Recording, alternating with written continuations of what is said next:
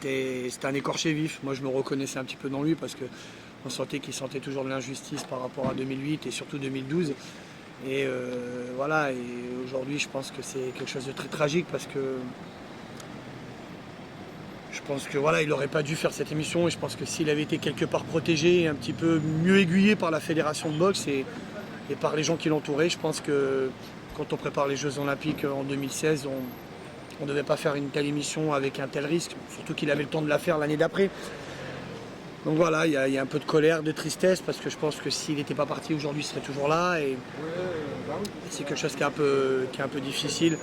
C'était un pote, c'était un ami. Moi je le sais parce qu'on en parlait, il me le disait, il a quand même quitté l'INSEP, il est parti à Lyon chez sa copine, il est parti après dans l'Eure chez ses parents. Donc il y avait une question il était abandonné. Donc l'INSEP n'était pas présent à ce moment-là, ou la fédération de boxe. Donc c'est là où je dis qu'ils ont une part de responsabilité et nos fédérations ont une part de responsabilité.